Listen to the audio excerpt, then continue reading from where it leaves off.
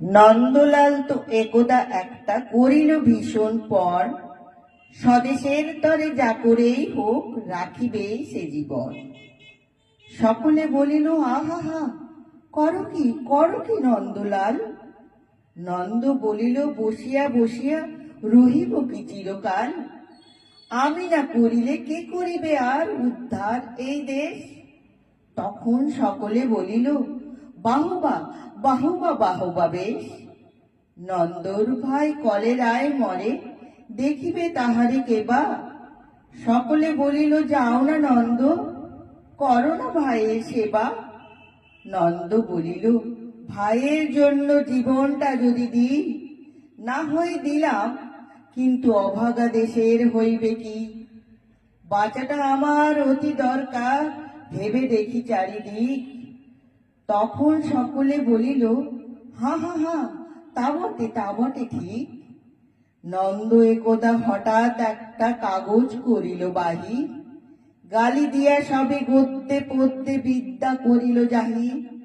পড়িল ধন্য দেশের জন্য নন্দ খাটিয়া খুন, লেখে যত তার দ্বিগুণ ঘুমায়, খায় তার 10 গুণ। খাইতে ধরিল লুচি ও চোখা ও সন্দেশ থাল থাল। তখন সকলে বলিল বাহবা বাহবা বাহবা নন্দলাল। নন্দ একদা কাগজেতে এক সাহেবকে দেয় গালি, সাহেব আসিয়া গলাটি তাহার টিপিয়া ধরিল খালি। নন্দ বলিল আহা, করো কি ছাড়ো না ছাই।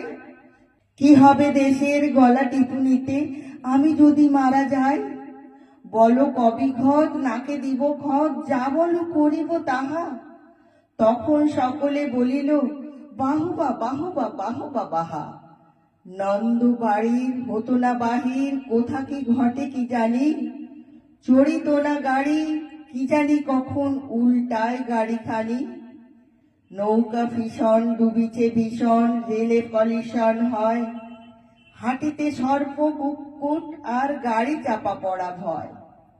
তাই শুয়ে শুয়ে কষ্টে বাঁচিয়ে রহিল নন্দলাল। সকলে বলিল ভেলারে নন্দ, বেঁচে থাক চিরকাল। নমস্কার।